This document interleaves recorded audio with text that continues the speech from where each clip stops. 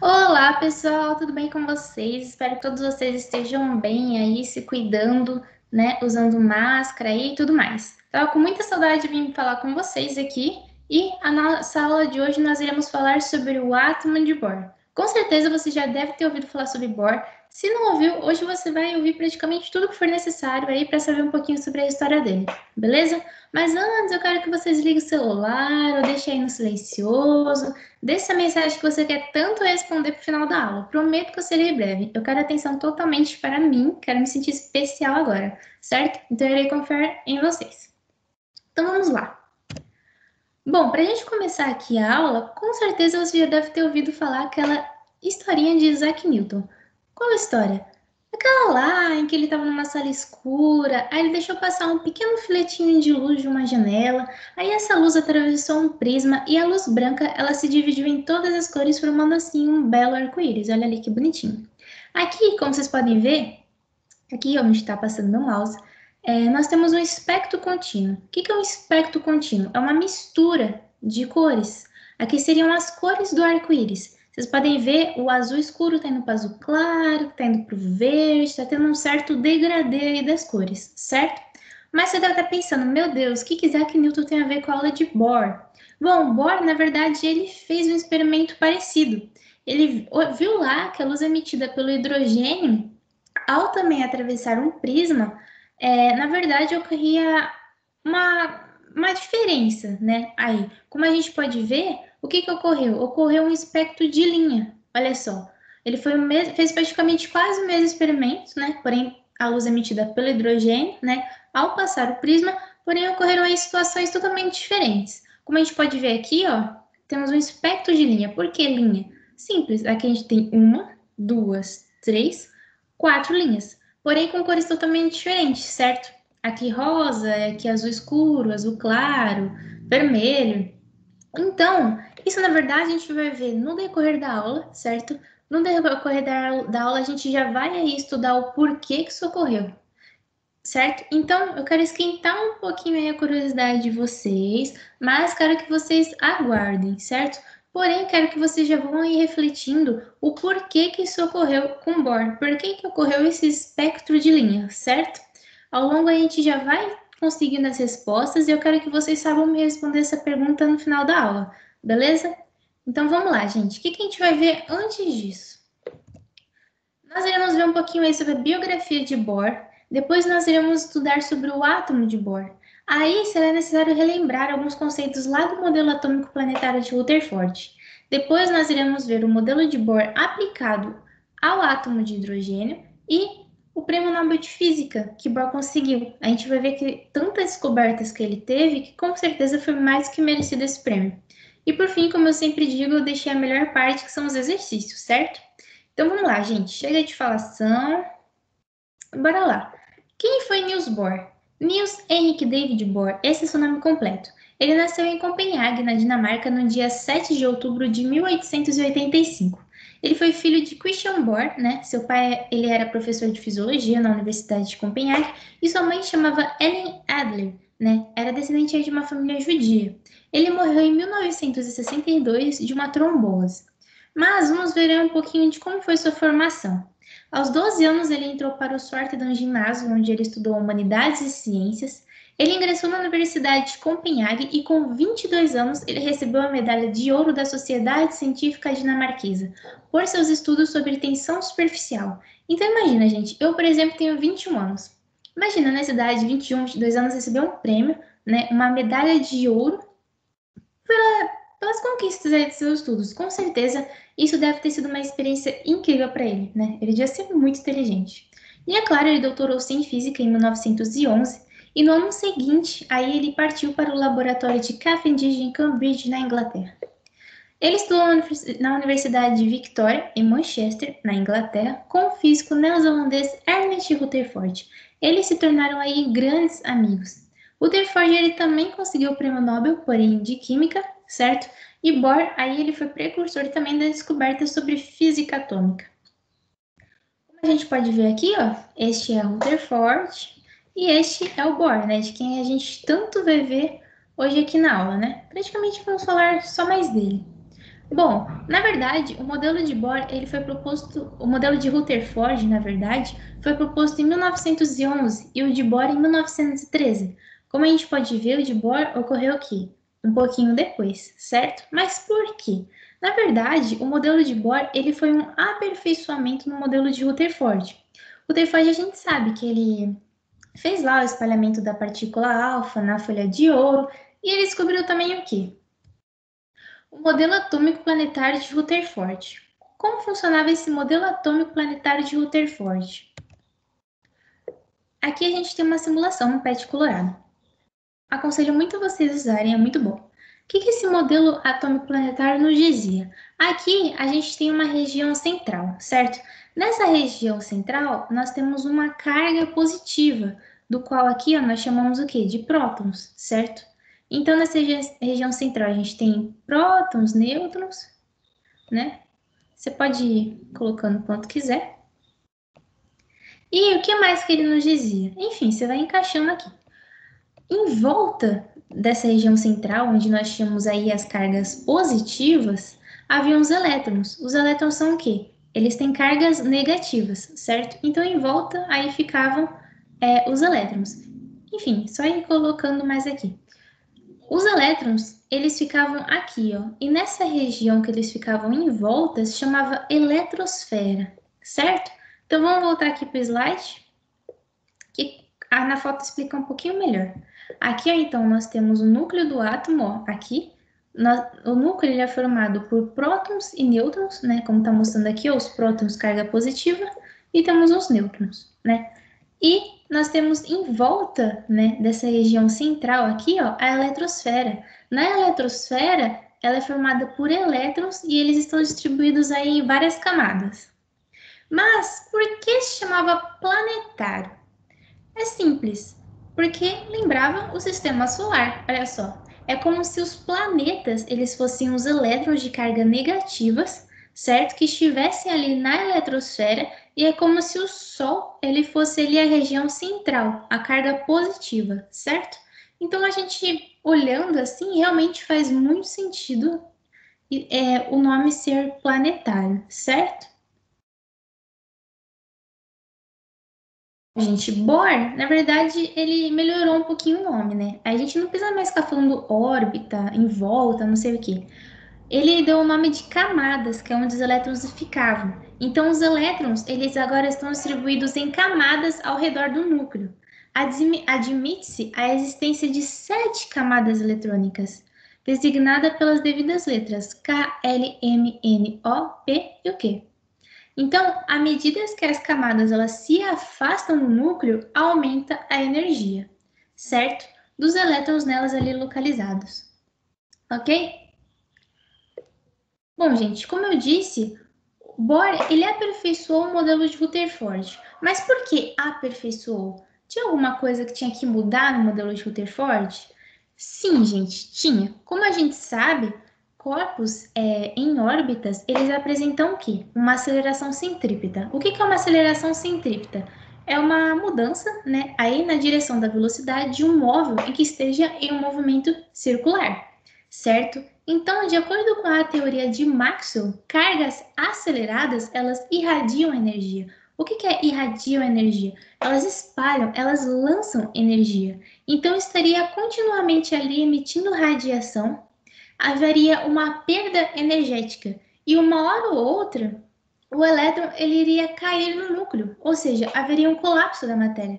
Então, o Bohr ele tinha que evitar isso, certo? Ele tinha que mudar isso, fazer com que o elétron caísse, houvesse um colapso da matéria, estava errado. Então, o Bohr tinha que aperfeiçoar esse modelo. Então, o que ele fez? O que ele pensou? Ele foi e pegou aí as ideias de Planck. Este é Planck. Então, a energia ela não seria mais continuamente emitida, mas ela seria emitida em pacotes, certo? No qual nós denominamos de quantum. Então, existia, de acordo com Bohr, agora, níveis estáveis, certo? O elétron, para ele conseguir de uma camada para outra, haveriam agora os estados estacionários, né? Não seria algo mais tão simples assim. O que seriam esses estados estacionários? Isso vai ser muito importante para a aula, certo? Os estados estacionários, os elétrons, eles não emitiriam radiação, certo? Então, eu quero que vocês pensem comigo. Para o elétron ele conseguir de uma camada para outra, como que isso ocorreria? Aqui vamos supor que esse é o nível inicial e esse é o nível superior. Para o elétron ir de um nível inicial para um nível superior, ele iria absorver energia, certo? Aí ele teria que voltar. Quando ele voltasse, ele devolveria na forma de radiação, certo? Da mesma forma, da mesma quantidade que foi absorvida, certo? Ou seja, ele então, na hora que voltasse, ele iria liberar fótons, certo? Como está aqui ó, na legenda, a energia absorvida inicialmente, ó, aqui em A, quando ele vai para o nível superior, o nível superior é um nível mais energético, tá, gente? Como a gente viu lá das camadas, é emitida quando o elétron ele retorna então ao nível anterior, ó, certo? Quando ele retorna. Ok, gente? Então, de acordo aí com todas essas ideias aí que Bohr teve e tudo mais, que ele descobriu, ele pegou tudo isso e fez o quê? Ele aplicou lá no átomo de hidrogênio. Mas por que hidrogênio? Porque o hidrogênio é um dos mais simples aí de ser estudado e a gente vai ver o porquê. Então, Bohr, ele estabeleceu alguns postulados. O que é um postulado? É um princípio ou um fato que não foi demonstrado, certo? Mas que a gente simplesmente considera como uma verdade. Foi dado para a gente aceita e pronto, a gente considera aquilo como uma verdade, certo? Então, ele estabeleceu aí alguns postulados, certo? Que é um dos mais conhecidos até. Vamos ver quais foram alguns deles. O elétron, ele descreve órbitas circulares em torno do núcleo, correto? Como a gente está estudando o hidrogênio, vamos de novo lá para o pet colorado. Eu sei que você ficou lendo esse nomezinho que está aqui em cima. O hidrogênio, ele tem somente um próton, certo? Como a gente vai ver aqui, ó. Aqui temos o hidrogênio, certo? Não é à toa que o Bohr, ele quis estudar o hidrogênio porque era um dos mais simples, certo? Então, vamos lá. O elétron descreve órbitas circulares em torno aqui do núcleo, certo? Então, aqui o elétron, ele está em volta do núcleo aqui, né, em órbitas circulares, certo? E lembrando que aqui tem apenas uma carga positiva, certo? Um próton, correto? Então, esse é o primeiro postulado. O elétron está aqui, ó, em órbita, certo? Ao redor aqui dessa carga positiva. Estamos estudando apenas com somente uma agora, certo? Que é o hidrogênio. Estamos nos referindo ao hidrogênio. Vamos novamente aqui voltar para o slide. Bom, como vocês podem ver aqui nessa figura, a força eletrostática aqui, ó, ela é a força centrípeta, certo? Assim que a gente consegue ver o movimento aí do elétron, porque assim ele vai conseguir ficar em órbita e ele não vai cair aqui para o núcleo, certo? Aqui para o núcleo. Então, a força eletrostática, ela é a força centrípeta. Correto, gente? Vamos agora ver o segundo postulado. Apenas algumas órbitas estáveis bem definidas, denominadas estados estacionários, são permitidas ao elétron. O que isso quer dizer? Apenas algumas órbitas estáveis bem definidas, denominadas estados estacionários, são permitidas ao elétron. O que a gente viu lá antes? Nos estados estacionários, os elétrons eles não emitem radiação, ok. Então aqui nós temos os estados estacionários, ó. Vamos voltar na figura aqui.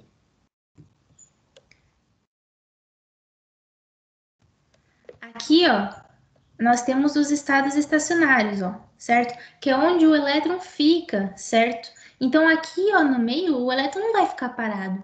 É somente aqui, ó, nesses estados estacionários, que é onde os elétrons, eles são permitidos ficar, certo? Então, ó, olhem aqui para mim agora, no vídeo. Aqui nós temos uma camada, duas e assim vai. Os elétrons, então, eles são permitidos ficar aqui, somente nessas camadas, não entre as camadas, eles não ficam parados, certo? Somente ali nas camadas. Então, apenas algumas órbitas estáveis, bem definidas, que são ali os denominados estados estacionários, são permitidas ali a presença do elétron, certo? Vamos agora para o terceiro postulado. A passagem do elétron de um estado estacionário para outro é possível mediante a absorção ou liberação de energia pelo átomo.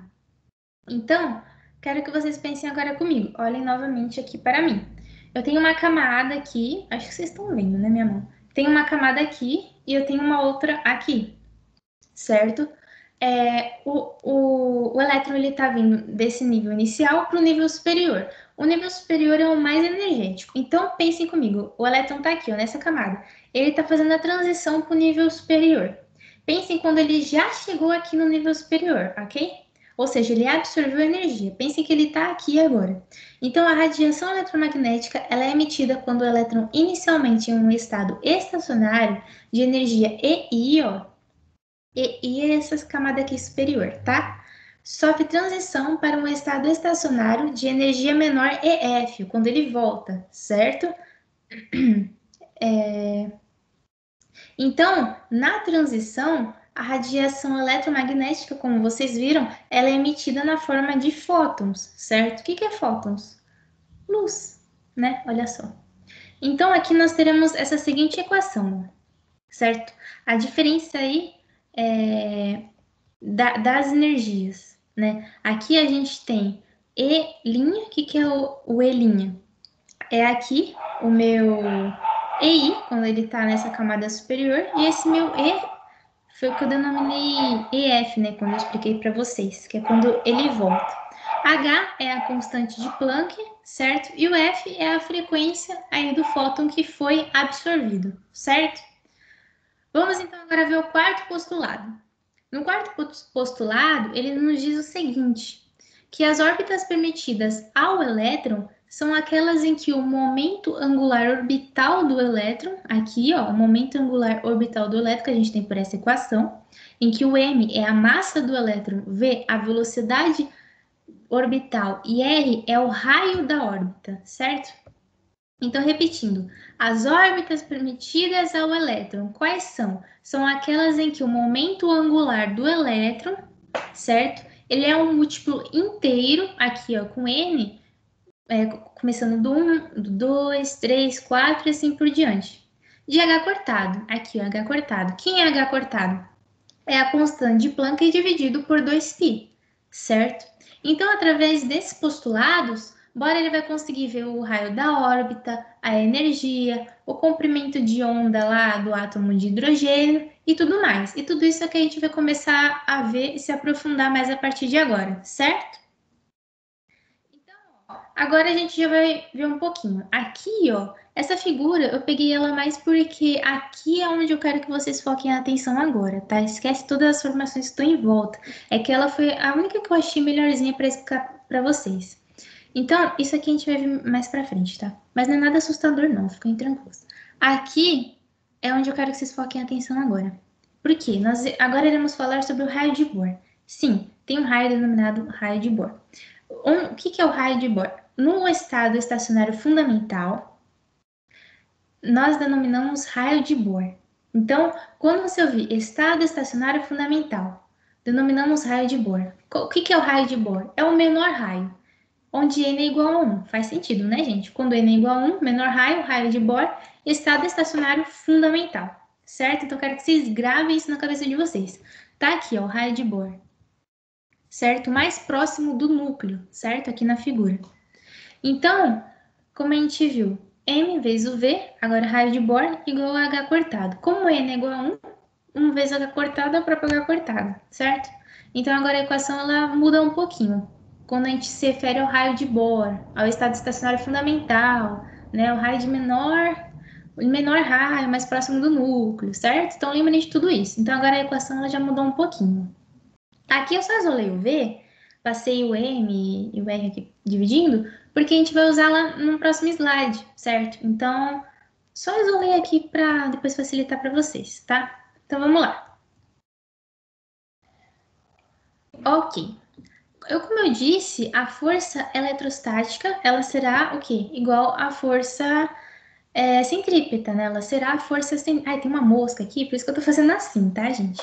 Ela será igual à força centrípeta, né? Pois a força de interação é responsável pelo efeito centrípeta, certo? Fazer com que o elétron ali ele não caia no núcleo, né? Fazer com que ele consiga ficar ali em volta, né? Orbitando ali, certo?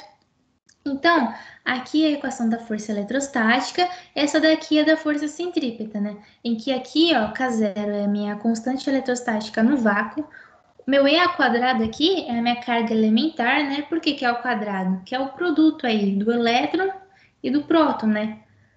E aqui dividido pelo meu raio de Bohr ao quadrado, certo? Então tudo isso se referindo ao elétron, tá, gente? Ali a distância que ele vai ter do próton e tudo mais. A minha força centrípeta é a massa vezes a velocidade ao quadrado dividido pelo raio de Bohr. Ok, vamos pegar a caneta aqui para a gente compreender melhor. O que está acontecendo aqui, ó? Vou cortar esse raio aqui com esse. Por que eu corto com esse 2, gente? Para quem não sabe, esse 2 é como se ele tivesse colocando, é como se tivesse mais um raio aqui de Bohr, tá? Para quem não sabe, eu deveria saber. É como se eu estivesse cortando esse raio aqui com esse raio aqui que tá, né, escondido ali em cima, certo? Então, por isso. Então, aqui, ó, sumiu esse raio aqui. Então, vai ficar minha constante eletrostática no vácuo vezes minha carga elementar ao quadrado dividido pelo raio de Bohr, como já tá aqui, e a massa vezes a velocidade ao quadrado. Ok. Agora vamos para cá, ó. Lembra que eu falei lá que eu isolei o V? Que ia ficar mais fácil para a gente compreender no próximo slide? Vamos voltar. A gente vai pegar agora, então, essa equação aqui, ó, que eu tinha isolado, ó, essa equação, velocidade H cortado dividido por m vezes o raio de Bohr. Então, vamos lá. Vamos substituir aqui, ó. Esse V, a gente vai substituir aqui. Só que a gente tá vendo que ele tá ao quadrado, né? Então, tudo isso aqui, ó, vai ficar ao quadrado, ó, certo? Então, só substituir aqui. E ele veio ao quadrado tudo porque o V tá ao quadrado. Então, vai ficar isso aqui, ó, que já tá aqui igual, só mudou o V que a gente substituiu, certo? Então, ó, cortando aqui, cortando aqui, cortando aqui, cortando aqui, isolando lá o raio de Bohr, que é o que eu quero descobrir, passando aqui, dividindo para baixo, o m que já estava aqui continua aqui, e h cortado ao quadrado aqui. Beleza, achamos a equação para encontrar o raio de Bohr. Então, gente, porém, vamos pensar. H cortado é a constante de Planck dividido por 2π, certo? Lembrando tudo ao quadrado. Esse está ao quadrado e lá embaixo também está ao quadrado E. Então, cuidado na hora de colocar na calculadora esses detalhes, tá, gente? Então, vamos lá. A massa do elétron a gente sabe que é 9,1 vezes 10 elevado a menos 31 quilogramas. A minha constante, eu sei que é 9 vezes 10 elevado a 9 newton-metros quadrados dividido por Coulomb ao quadrado. Ok. A minha carga elementar eu sei que é 1,6 vezes 10 elevado a menos 19 Coulomb. Meu H cortado, como eu disse, é a constante Planck dividido por 2π. O que é a constante Planck? Constante, como o próprio nome já diz, né? Então, é 6,63 vezes 10 elevado a menos 34 joules por segundo. Então, a gente vai pegar todos esses números aqui e substituir aqui na equação, certo? Lembrando quem está ao quadrado aí, né, gente? Tomar cuidado. Então, substituindo aqui e tudo mais, fazendo as contas aí na calculadora, a gente vai chegar a 0,53 vezes 10 elevado a menos 10 metros, né? E fica a mesma coisa que 0,53 angston, né? Um angston é a mesma coisa que 10 elevado a menos 10 metros, tá, gente? Então, a gente concluiu que achamos um valor por raio de Bohr, né? Lá no estado estacionário fundamental, o menor raio lá próximo do núcleo, lembra? Então, achamos aí o valor por raio de Bohr, 0,53 angston, beleza. Mas e para as outras camadas, Júlia? Como que a gente faz? Essa equação está aqui em cima de mim, ó, que eu coloquei aqui no slide. Para as outras camadas fica Rn, o n significa aí a camada que eu estiver, igual a n ao quadrado vezes o raio de Bohr. Então, vamos ver aqui, ó, no próximo slide, vamos voltar lá naquela figura que eu falei que não era para vocês prestarem atenção no resto. Agora eu quero que vocês prestem atenção. Quando eu estiver aqui, ó, na camada 2, vamos tirar essa caneta aqui, né? Quando eu estiver aqui na camada 2, então, 2 ao quadrado é 4. Então, fica 4 vezes meu raio de Bohr. Se eu quiser saber aqui, ó, o raio na camada 3, certo? Então, vai ficar 3 ao quadrado vezes o raio de Bohr, certo? Ou seja, 9 vezes o raio de Bohr. Então, É assim que a gente calcula o raio, certo? O tamanho aí do raio, onde o elétron estará ali em determinada camada, certo, gente? É isso que a gente está tentando enxergar aqui, ok? Bom, como eu disse, ele também, a gente, com esses postulados, também conseguiria calcular o quê? Energia. Então, vamos lá. Agora eu preciso mais atenção ainda de vocês. A energia mecânica total E do elétron, ela está associada a cada estado estacionário do átomo de hidrogênio. Vou repetir. A energia mecânica total E, né, ali do elétron, ela está associada a cada estado estacionário do átomo de hidrogênio. Então, como ela é dada? Ela é dada aí pela soma das energias cinética e potencial.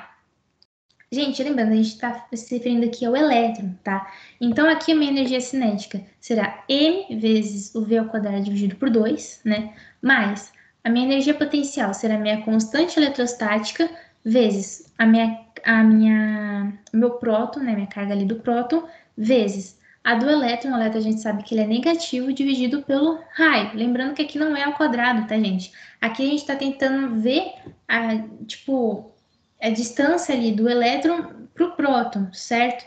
Então, é por isso que chegamos nessa equação aqui. Estamos referindo ao elétron. Então, vamos lá, gente. Vou pegar a caneta novamente. Essa equação aqui, claro que não surgiu do nada, né? Do além surgiu isso aqui. Não. Vamos vir para cá, ó, do slide. Vocês estão vendo meu mouse aqui? Ó? Vamos para cá agora. A gente sabe o que? Como eu falei, a força de atração eletrostática, ela é a força centrípeta deste movimento. Então, minha força de atração eletrostática aqui, ó, meu K0 vezes o E ao quadrado dividido por R ao quadrado, será igual ao que? A mv ao quadrado dividido por R, isso aqui é um N, tá, gente? Que é a camada lá que estiver.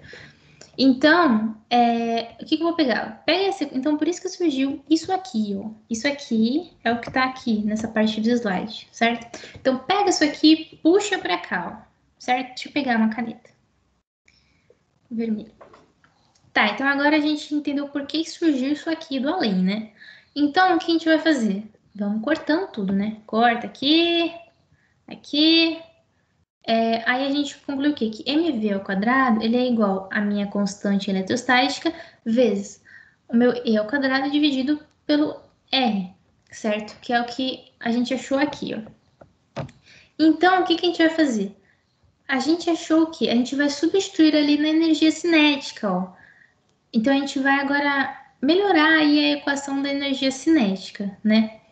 Então, a gente vai, ó, pega isso aqui, ó, e substitui aqui, ó, no meu mv ao quadrado. O que a gente percebeu? O 2 ele continua aqui, ó. Esse 2 aqui continua aqui normal, certo?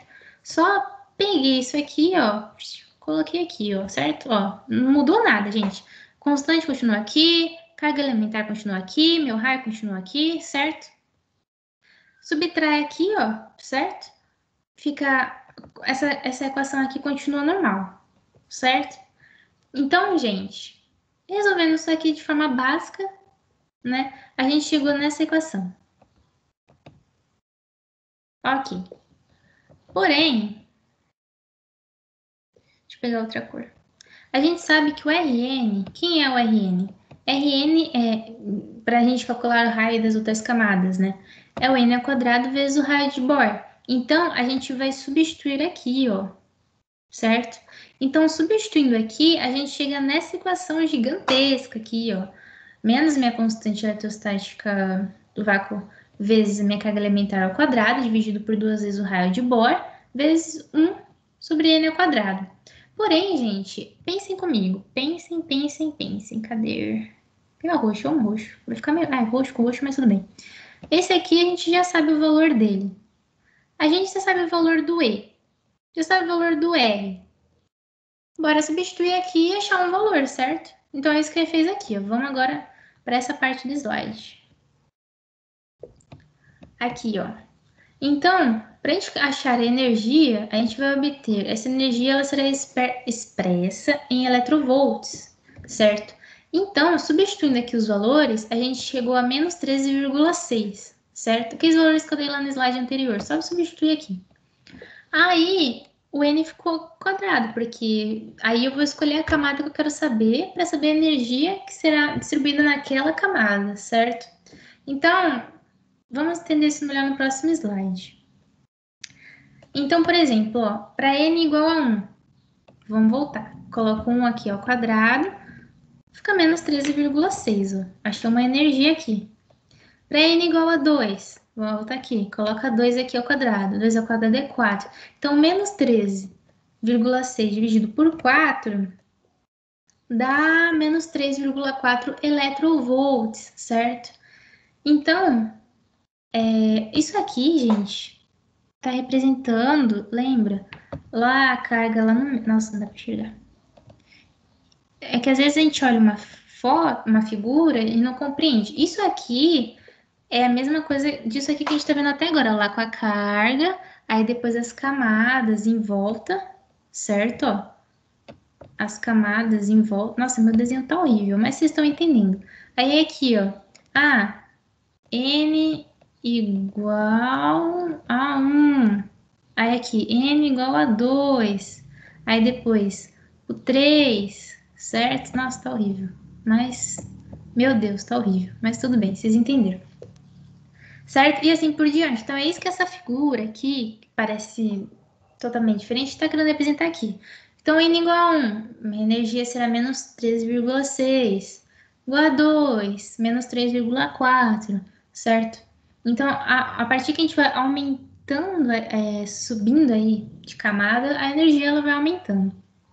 Então, gente, vamos supor que eu quero vir da camada 1 para a camada 4. O que eu faço? É só fazer a diferença aí das energias, certo? Que a gente vai saber o quanto será necessário de energia liberar para aquele elétron conseguir ir de uma camada para outra, certo, gente?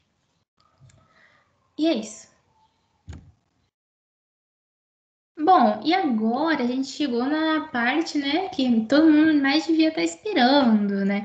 Para a gente conseguir responder lá a pergunta, mas na verdade vocês meio que já têm a resposta. Por que que tinha aquele espectro de linha lá, gente? Por que que a experiência aí de Bohr foi diferente da de Isaac Newton, né? Então agora vocês meio que já têm a resposta, gente. Vocês bem que já podiam me falar, mas não tem como eu perguntar aqui para vocês já ter a resposta aqui, né? Mas então vamos tentar entender. A gente viu que o elétron está aqui nessa camada, para ele vir para esse nível superior, ele absorve energia. Para voltar, ele o quê? Ele libera fótons, ou seja, luz. Olha só. Então, como os saltos aí de níveis, eles são diferentes, certo? Aqui é um mais energético, por exemplo, as energias emitidas associadas, elas são diferentes. E isso se reflete em ondas eletromagnéticas, certo? Com diferentes comprimentos de onda, que na verdade são luz com diferentes cores, certo, gente? Então, ó, vamos analisar aqui, ó. Opa, deixa eu pegar. Aqui, o que a gente tem? Vamos analisar. Aqui a gente tem uma lâmpada de hidrogênio, né? Nessa ampola aqui está contendo hidrogênio, ele está submetido a uma descarga elétrica, certo, gente? Então tá passando aqui pela fenda, esse buraquinho, que aí passa pelo prisma, e olha só, ela meio que se divide, ó. Então, com o espectroscópio, mostra que o espectro de emissão desse gás apresenta apenas algumas linhas discretas, olha só, apresentou então algumas linhas discretas e bem definidas. E aqui nós denominamos de raias espectrais, certo? Guardem esse nome também, raias espectrais, correto? Então, gente, é por isso.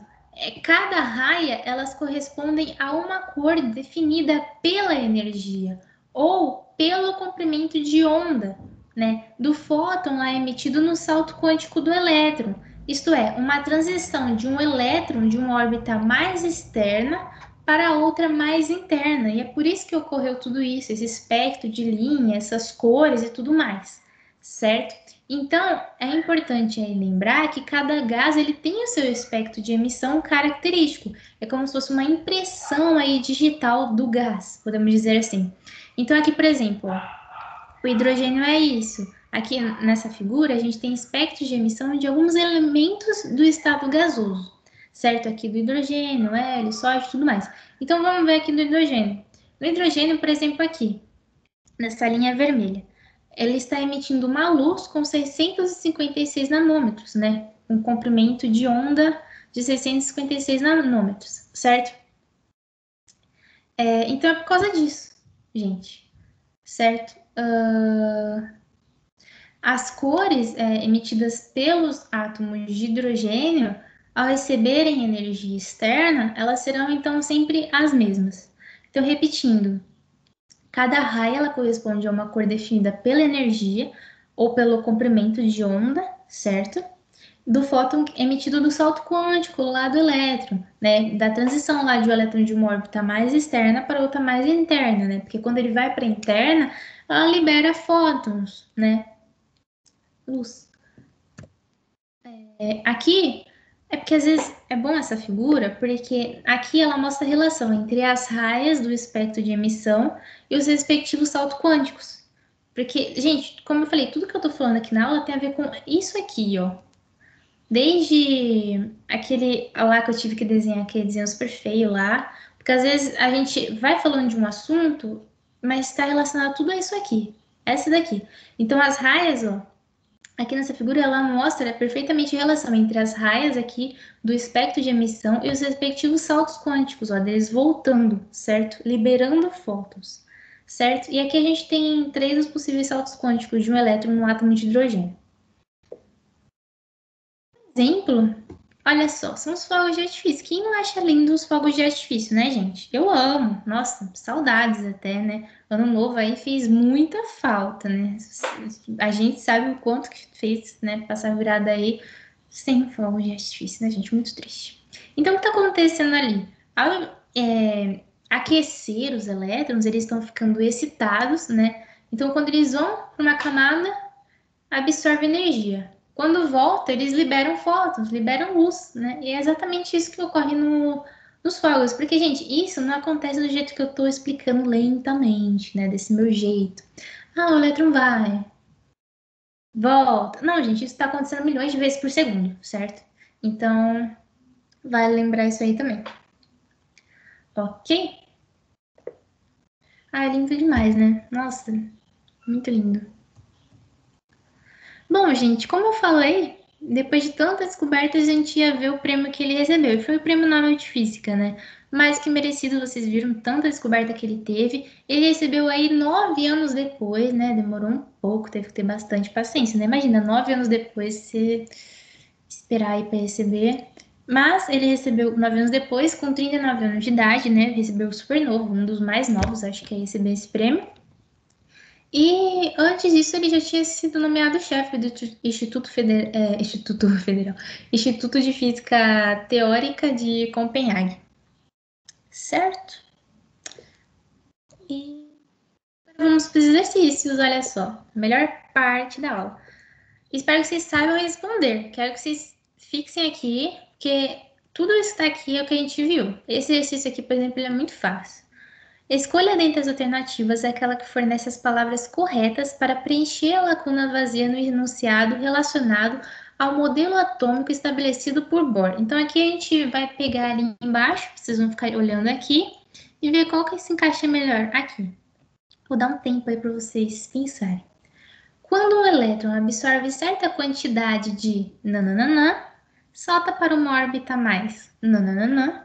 Quando ele retorna à sua órbita original, nananã, a mesma quantidade de energia na forma nananã. Olhem aí as letras que tem. Quais que vocês acham que são? Né? Quando um elétron ele absorve certa quantidade de... Do que vocês acham? Quando ele está aqui numa camada e vai para outra. Faz essa transição. Ele absorve energia, lembra que eu falei? Então, qual começa com energia? Letra B, D e E. Salta para uma órbita mais o quê? O que eu falei que essa camada superior ela era? Mais energética. Então, a gente já excluiu aí a letra E, né? A gente tem a letra B e a letra D. Ok. Quando ele retorna à sua órbita original, ele faz o quê? Que eu falei que a mesma quantidade de energia, ele libera a mesma quantidade de energia, certo? Na forma do quê? De onda eletromagnética, certo? Então, A resposta é a letra D. Olha só. Quando um elétron ele absorve certa quantidade de energia, ó, quando ele está para mais superior, ele salta para uma órbita mais energética. Quando ele retorna à sua órbita original, ele libera a mesma quantidade de energia, certo? Isso eu também já falei. Na forma aí de ondas eletromagnéticas, certo? Como eu já tinha falado ali agora há pouco ali no slide anterior. Certo, gente? Então a letra D. Bem simples, né? Ai, gente, esse exercício eu amo. Com certeza, eu não sei vocês, mas eu sempre tive vontade de ter essas estrelas aqui no meu quarto quando eu era pequena. Na verdade, eu tive, mas eram poucas, porque minha mãe. Era difícil de achar essas estrelas, gente, mas eu tinha. Mas eu queria, na verdade, era a minha intenção, né? De ter o quarto cheio de estrela e lua, mas não dava, porque eu tinha pouquinho. Mas tinha umas lá do lado da cama brilhando. O que esse exercício não diz? Uma moda atual, não sei se é atual, mas a minha era, entre as crianças é colecionar figurinhas que brilham no escuro. Essas figuras apresentam em sua constituição a substância sulfeto de zinco. O fenômeno ocorre porque alguns elétrons que compõem os átomos dessa substância absorvem energia luminosa e saltam para níveis de energia mais externos. No escuro, esses elétrons retornam aos seus níveis originais, liberando energia luminosa e fazendo a figurinha brilhar. Essa característica pode ser explicada considerando-se o modelo atômico proposto por. Gente, é claro que é Bohr, né? Só falei de Bohr na aula. Se vocês não soubessem responder, é claro que eu vou responder nitidamente aqui que é Bohr, porque é óbvio que é Bohr. Mas o que eu quero chamar a atenção aqui de vocês? Olha só que interessante, né? Já falei dos fogos lá e agora nas figurinhas. O que está acontecendo aqui, ó? Por que esse fenômeno ocorre? Os elétrons compõem os átomos dessa substância, tal, eles absorvem energia luminosa, né, quando eles saltam para níveis de energia mais externos. Então, quando está escuro, esses elétrons eles vão retornar aos seus níveis originais, certo? Liberando então a energia luminosa e fazendo essa figura brilhar. É por isso que isso ocorre. Como eu falei, isso ocorre milhões de vezes por segundo, certo? Nossa, eu achei super legal. Eu queria ter muito um quarto assim, quando era pequena. Triste. Eu tinha só algumas. Bom, gente, último exercício. Qual das alternativas a seguir indica corretamente o modelo atômico de Niels Bohr? A. Descobriu o tamanho do átomo e seu tamanho relativo? B. Os elétrons giram em torno do núcleo em determinadas órbitas? C. Modelo semelhante a um pudim de passas com cargas positivas e negativas em igual número? D. Modelo semelhante a um sistema solar em que o átomo possui um núcleo e uma eletrosfera? E. Átomos esféricos maciços e indivisíveis. Com certeza você já deve ter ouvido essas frases. Ah, pudim de passa, esférico, maciços e indivisíveis. Ok, gente, mas eu não falei nada disso na aula, né? O único que vocês poderiam nos confundir aí era D. Só que eu falei nitidamente que esse era o modelo de Rutherford. Certo. Então, lembra lá dos postulados de Bohr? É a letra. Qual que é a letra, gente?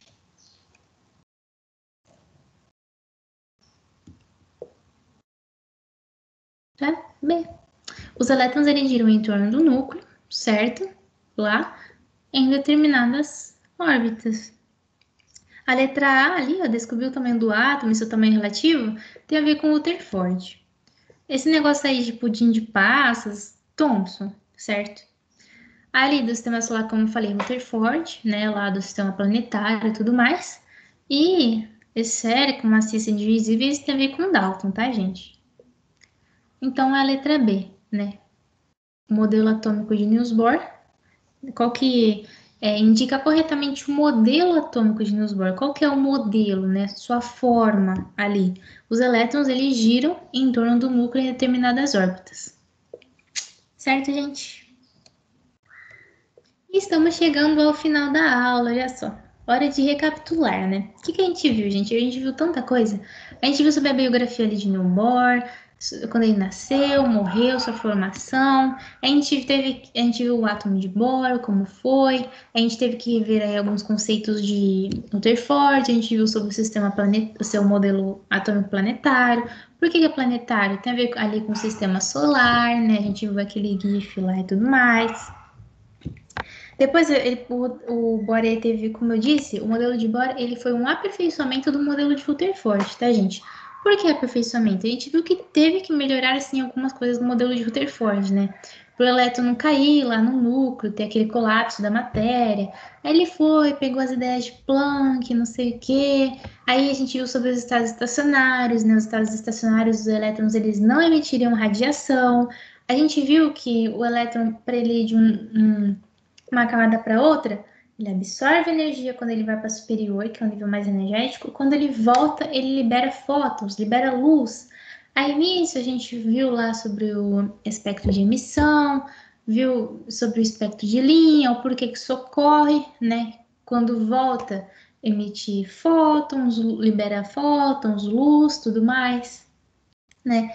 Vimos ali um exemplo do fogos, resolvemos aí alguns exercícios, né? Por quê? Porque o Bohr ele pegou todas essas ideias deles e aplicou lá no átomo de hidrogênio, que é um dos mais simples que a gente viu por quê de ser aí estudado. Certo, gente? Acho que é isso. Espero que vocês tenham gostado. Muito obrigada pela atenção de vocês até aqui. Espero que não tenham mexido no celular, hein?